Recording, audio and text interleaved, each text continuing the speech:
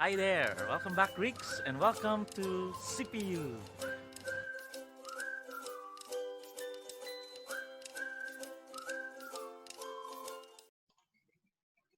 Good day, Greeks. So today we have a special arrangement because last time I told you that today and tomorrow we'll have two lessons every day so that we will be able to finish the last five lessons or modules in this summer class. So earlier you have discussed the other pronouns and today we will learn the irregular verbs and adverbs. So are you ready?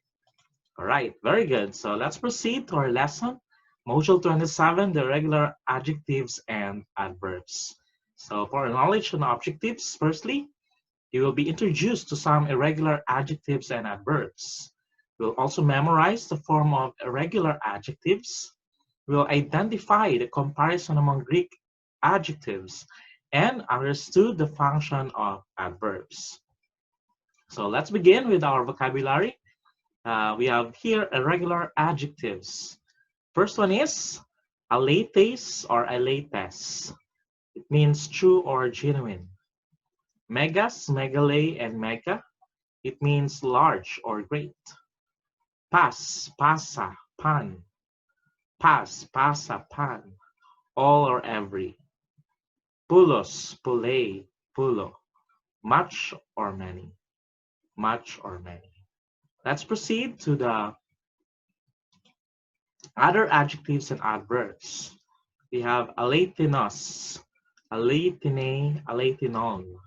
It means real or true. Arti means now. Arti, now. Iskuros, iskura, iskuron. It means strong in three genders. Malon, malon, more. It is an adverb. Hoten, hoten. It is an adverb which means where, from where. Palaios, palaia, palaion. Old or former. Pleon, pleon. More, the comparative of pulos. Po, where, at, or to, what place. Adverb. And for our other vocabularies, you have the verb agapao. Agapao. It means I love. Last time you have learned the phileo, which is a brotherly love, and this one, agapao, is a Christian love. Next, aladsoneia. Aladsoneia, arrogance. Bios, bios means life or property. Miso, misio, I hate. Nianiskos, nianiskos, young man. Nikao, nikao, I conquer. Parago, parago, I pass by or pass away. Tufloo, tufloo, I bind. Fino, fino, I shine or cause to shine. So there you have it, our vocabulary for today.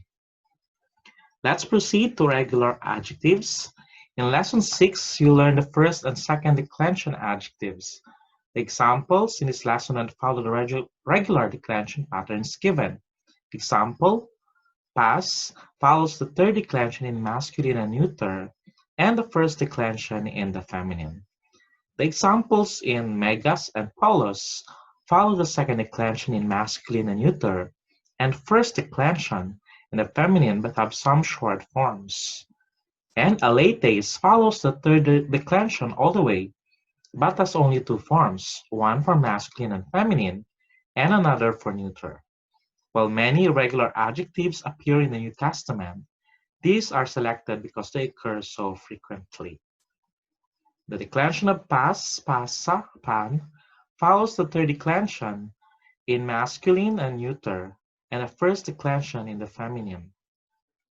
The main ways to use pas are the following. So firstly, predicate position with a noun.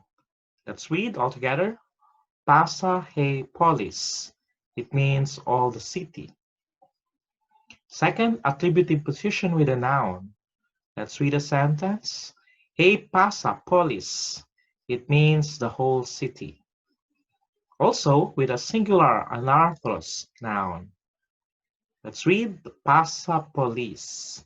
It means every city. And predicate position with a participle. Pas ho pischoon. Everyone who believes. So that is the ways how to use pas. So let's proceed to the conjugation of pas.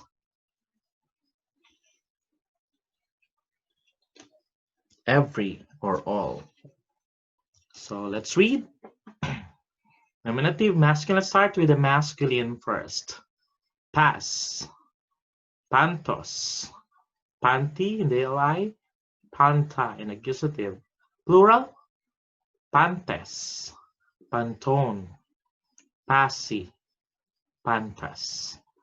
Let's proceed with the feminine.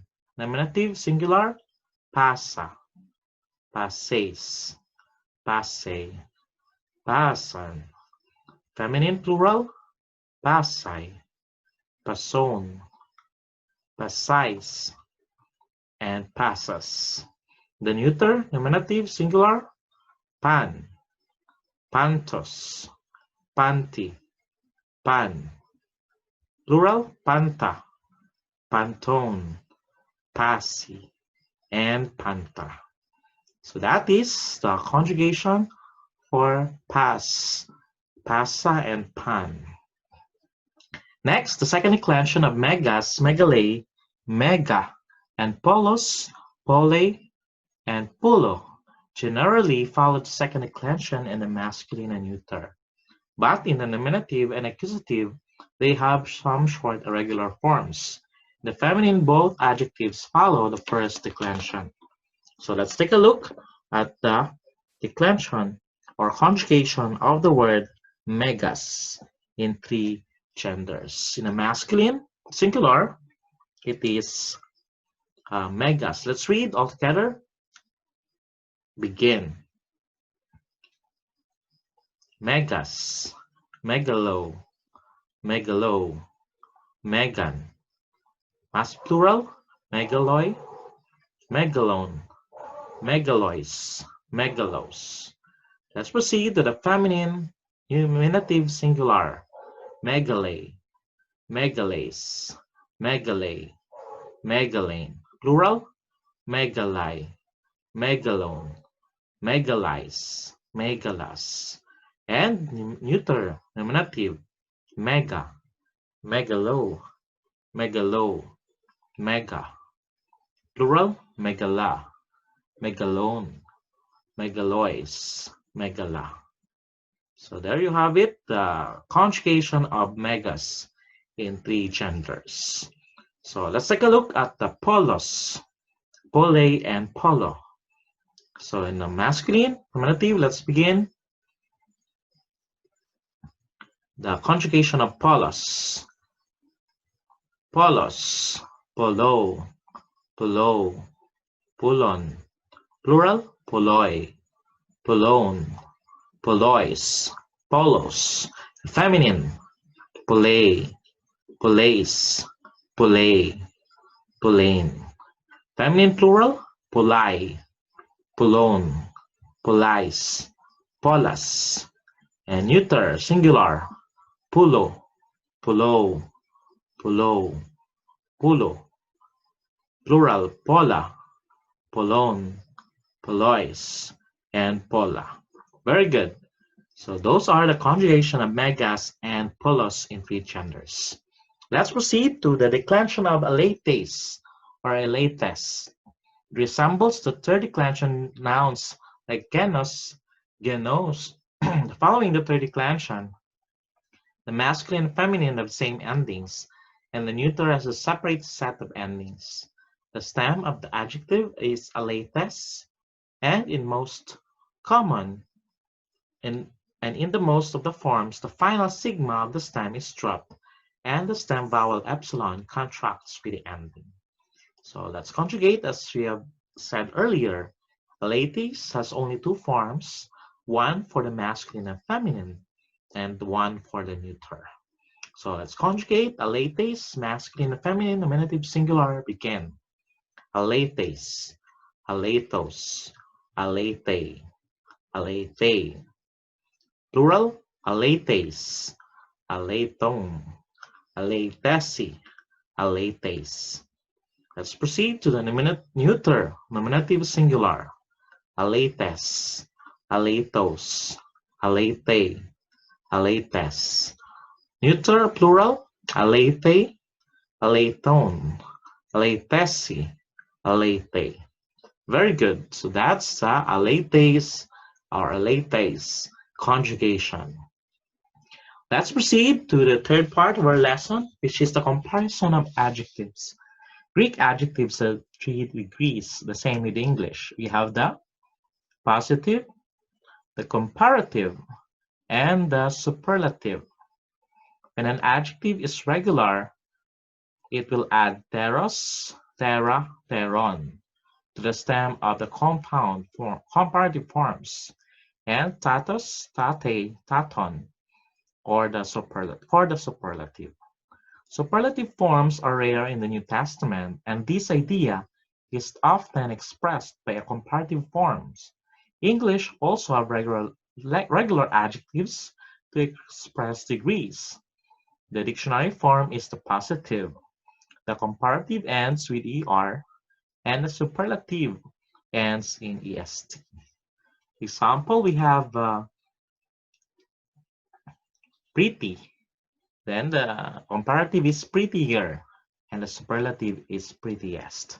There are also the common examples like good, better, and best. Or it could be bad, worse, or worst. So the good, better, and best is an example of a regular adjective, whereas the bad, worse, and worst is the irregular. By the way, also, the good, better, and best is also an example of an irregular, because you don't add the er, it could become gooder, goodest, no? That good, better, or best. So let's proceed to the example. So in the masculine, by the way, in the comparison, we have different adjectives depending upon the gender. For the masculine positive, it is escuros. For the comparative, escoteros. Superlative, escorotatos. The feminine, positive, escura. Comparative, escorotera. Superlative, escrotate. And for the neuter, positive is escoron. This is upsilon, by the way. Comparative, escroteron. And superlative, escrotaton. In English, it means great. And the comparative is greater. And superlative, greatest. So that is how you decline the adjectives in its comparison. So let's take a look. Great, greater, and greatest. If the Greek adjective is regular, the stem of the word is different in the three forms, as is true in English. In this case, you must learn the forms as a part of the vocabulary study. English also has many irregular adjectives which must be learned separately. In Greek, we have an example here in the positive. It is mikros. It means small or little. In comparative, it is elasso. It means less, much less than the little. In the superlative, it is elakistos. It means the least. So let's read mikros, elasso, and elakistos. So this is an example of an irregular adjective. So little, less, or least. And adverbs. Adverbs are closely related to adjectives in form and function. In Greek and English, adverbs express ideas related to time, place, manner, and degree. Much answer questions like when, where, how much, and to what extent.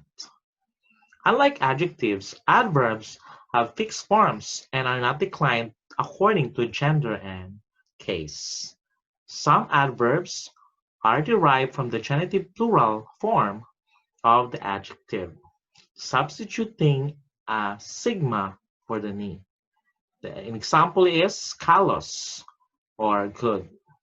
The genitive plural is kalon. Adverb is kalos or well. Some of these adverbs,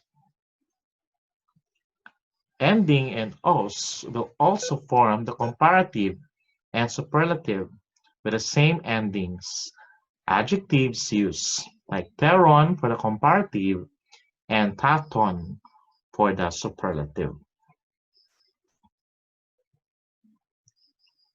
Other adverbs reflect fixed endings in our cases of nouns, pronouns, or adjectives like po, that is genitive singular, and palin, accusative singular. The endings of others seem to be unrelated to a case ending. You must learn each adverb separately, since there is no predictable pattern for their formation. However, it is helpful to know that many adverbs end in omega sigma. Adverbs are sometimes used as prefixes for nouns and verbs. Two of the most common of these are alpha and an, from anio, without, and you, well or good. So, for example, we have a here. It means without. Join with gamos, or marriage. So, agamos means unmarried. Of course, second one is a.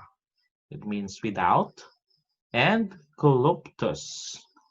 And join together, acoluptus means unhindered. For the you example, we have you, which means well or good, plus logia or logos. It becomes praise or good word. And we have you also, plus angelizo, which means preach. So euangelizo means I preach good news. So there you have it, our lesson for today with regards to irregular adjectives and adverbs. Also, don't forget to answer our assignment in Canvas. So that would be all. Thank you and God bless. See you tomorrow in the next lesson.